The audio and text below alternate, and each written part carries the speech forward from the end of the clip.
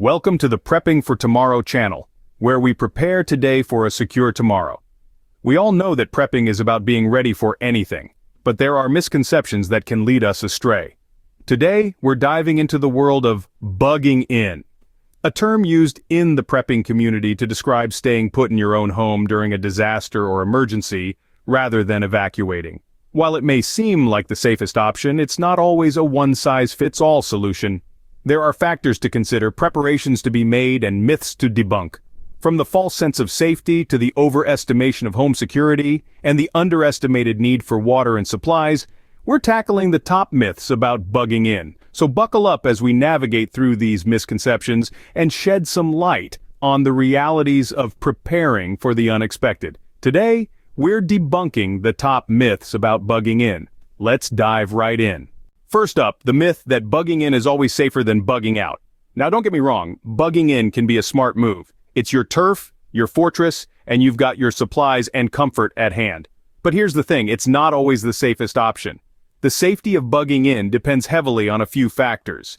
First, consider the nature of the threat. Is it a wildfire racing towards your home, or a flood that's about to engulf your neighborhood? In such cases, staying put might not be the wisest choice. Next, think about your location. Are you in the heart of a bustling city or nestled away in a quiet rural area? In certain situations, urban environments can become hotbeds of chaos and danger, making bugging out a safer bet. Finally, how prepared is your home? Do you have reinforced doors and windows to withstand natural disasters or potential intruders? Is your house equipped with a robust security system? And let's not forget about supplies. Are you stocked up with enough food, water, and essentials to last you for an extended time without external help? So, before you decide to bug in or bug out, weigh these factors carefully. It's not about being stubbornly attached to one strategy or another.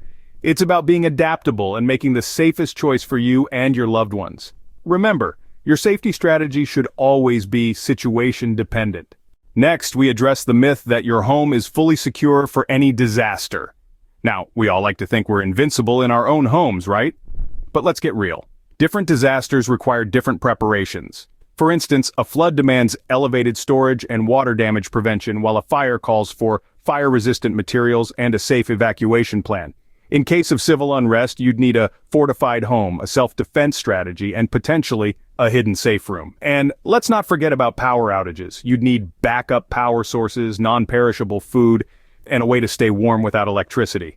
And that's just scratching the surface. Each type of disaster brings its own unique set of challenges. So don't lull yourself into a false sense of security by thinking your home is a fortress that can withstand any disaster unprepared. Remember, preparation is a journey, not a destination. It's about understanding your home's vulnerabilities and taking proactive steps to address them. It's about equipping yourself with the knowledge and the tools to face whatever comes your way. Whether it's a natural disaster, a power outage, or civil unrest, being prepared means being adaptable. It means having a plan for every scenario and then having a backup plan for that plan. Because in the world of prepping, the only certainty is uncertainty. Don't overestimate your home's security. Preparation is key. Here's a common myth. You don't need to store much water. But let's debunk this misconception. Water, it's not just about quenching your thirst. It's essential for cooking, hygiene, and even first aid. Imagine this, a severe storm hits and your water supply is disrupted. You think it's a minor inconvenience until hours turn into days. Your bottled water supply dwindles, and you're left in a precarious situation. It's not just about having water, it's about having enough of it. The average person needs about a gallon of water per day. In a family of 4, that's 4 gallons per day, and for a week, that's 28 gallons. And that's just the minimum. In a crisis, you don't want to just scrape by, you want to be comfortably prepared. So, should you store water for an emergency? Absolutely, and plenty of it. Water is life. Never underestimate its importance. Myth number 4, stockpiling food is enough to prepare. This notion is as widespread as it is misleading. While a well-stocked pantry is indeed a cornerstone of any preparedness plan, it is by no means the be-all and end-all. It's like building a house and only focusing on the foundation, forgetting about the walls and the roof.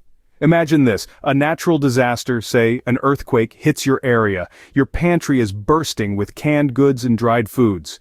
But what about clean water, basic first aid supplies, tools for potential repairs or for making a fire? These are just as crucial as food, if not more so. Preparation is a holistic endeavor, not a singular focus. It's about anticipating a wide range of needs and potential challenges. It's about having a plan, not just for feeding yourself, but for maintaining hygiene, staying warm, treating injuries, and even staving off boredom. You might also need items like flashlights, batteries, a hand-cranked radio for updates, and perhaps even a backup power source.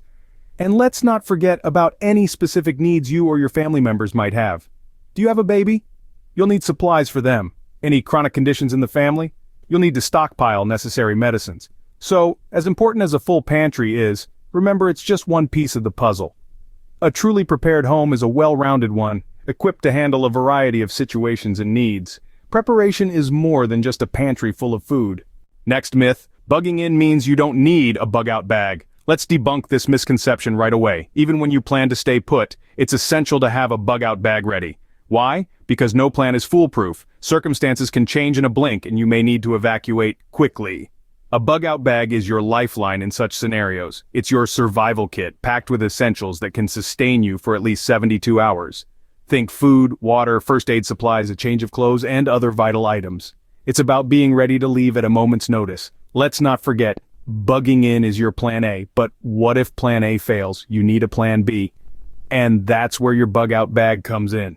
So even if you're bugging in, keep that bug-out bag packed and ready. Always be prepared to pivot. A bug-out bag is your insurance. Myth number 6, you can rely solely on your current home supplies. Now this is a common misconception. Many believe that the items we have in our homes on a day-to-day basis are enough to get us through any crisis. Unfortunately, this isn't always the case. Think about it. Do you have enough batteries for your flashlights to last several weeks? What about a manual can opener for all those canned goods you've stockpiled? And let's not forget the importance of first aid supplies. A few Band-Aids in the bathroom cabinet might not be sufficient in an emergency situation. The reality is, everyday household items may not be designed to withstand the rigors of a prolonged crisis. Furthermore, certain emergency-specific supplies like a hand-crank radio or a water purification system might not be part of our usual home inventory. So remember, having a well-thought-out collection of emergency supplies is crucial. In emergencies, everyday supplies might not cut it. Myth 7. It's easy to defend your home if needed. This is one of the most common misconceptions. Let's debunk this myth right now. Defending your home in an emergency situation isn't as simple as it sounds. It's not like a movie where you're the hero, effortlessly warding off any threat that comes your way. In reality, home defense is a complex issue that involves more than just owning a firearm or setting up traps. Firstly, there's the challenge of securing your home itself. This could mean reinforcing doors and windows, installing an alarm system, or setting up surveillance cameras, and that's just the beginning. Then, there's the psychological aspect. Are you mentally prepared to confront an intruder? It's a high-stress situation that could potentially involve life-changing decisions. Moreover, there are legal and ethical implications to consider. Laws surrounding self-defense vary widely, and it's crucial to know your rights and responsibilities. And let's not forget about the potential ethical dilemma. Could you, under pressure, make a decision that could harm another human being, even in self-defense? Finally, there's the issue of training. Do you have the necessary skills to use your defense tools effectively and safely? Home defense is a serious matter. It requires thought, preparation, and responsibility. It's not something to be taken lightly or addressed without careful consideration. Myth 8. Bugging in requires no special skills. Now, isn't that a comforting thought? But let's face it, it's far from reality. In fact, bugging in demands a multitude of specific skills, all of which can make the difference between merely surviving and truly thriving during a crisis.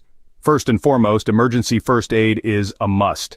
In a situation where professional medical help may be delayed or unavailable, knowing how to treat injuries and illnesses could be a lifesaver. From bandaging a wound to performing CPR, these skills are indispensable in an emergency.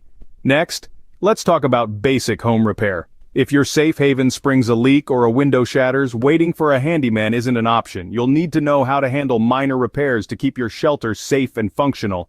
But here's the kicker: crisis management. This isn't just about managing resources or making a plan. It's about staying calm under pressure, making critical decisions on the fly, and maintaining morale. It's about leading, whether that means leading your family or leading yourself. So, think you're ready to bug in because you've got a pantry full of canned goods and a storage room full of bottled water? Think again. Bugging in is more than just a physical endeavor, it's a mental game. And winning that game requires skills, not just supplies. Remember, skills are as important as supplies. Myth 9, all family members are prepared to bug in. Let's shatter this misconception. Bugging in, while it may seem as simple as staying put within the comfort of your own home, is not a one-size-fits-all solution. Each family member has unique needs and capabilities, and a successful bug-in strategy should accommodate them all. Consider the physical and mental preparedness of each individual. Children, the elderly, or those with specific health conditions may require special care and provisions. Additionally, the psychological aspect of being confined for a prolonged period can be challenging. It's crucial to prepare everyone mentally, ensuring they understand the situation and what is expected of them. Moreover, think about everyone's skills and how they can contribute. Maybe your teenager is tech-savvy and can maintain communication devices, or your spouse is good with tools and can manage minor repairs. Everyone has a role to play. Prepping is a team effort. Everyone's readiness matters. Finally, myth 10. Your neighbors will be prepared and cooperative. Now, wouldn't that be a dream scenario? But let's face it, preparedness isn't a universal trait. It's not a given that everyone in your neighborhood will have the same foresight, the same planning, or the same resources. And this lack of preparedness can become a significant variable in your own survival strategy. You see, in times of crisis, people react differently. Some may rise to the challenge, others may panic, and some may even become hostile. It's a wild card you can't ignore when you're planning to bug in. It's not just about your stockpile, your skills, or your fortitude, it's also about the people around you. Now, does this mean you should barricade yourself in and trust no one? Absolutely not. Cooperation, understanding, and mutual aid can be incredibly valuable in a crisis situation. It's about finding a balance, fostering a sense of community, and building relationships before a crisis hits. It's about knowing who you can rely on and who might need your help too. So, while it's a myth that your neighbors will necessarily be prepared and cooperative, it doesn't mean you can't work towards building a prepared and cooperative community. Remember, even in the toughest times, we're stronger together. Your neighborhood's readiness can influence your own. Cooperation is key. That wraps up our top 10 myths about bugging in. We've journeyed through the misconceptions, the oversights, and the half-truths that can lead even the most diligent among us astray. Busting these myths isn't about causing alarm, but about fostering a more grounded, realistic approach to preparedness. Remember, bugging in isn't always safer, and your home might not be as secure as you think. Water and food storage is vital, but it's not all you need. Even when bugging in, a bug-out bag is essential. Relying solely on current supplies is a gamble, and defending your home isn't as straightforward as it seems. Skills are needed, and not all family members or neighbors will be as prepared as you are. Each myth we've debunked today is a reminder that good preparation isn't one-dimensional. It's a well-rounded strategy encompassing all aspects of survival. Remember, good preparation considers all angles. We hope you found this video insightful. Don't forget, we want to hear from you. If you've encountered other myths about bugging in, or if you have experiences to share, drop them in the comments below. It's through sharing that we all learn and grow. And while you're at it, do us a favor and hit that like button, subscribe, and ring the bell for notifications. We've got more myth-busting wisdom coming your way. Stay prepared, stay safe, and see you in the next video.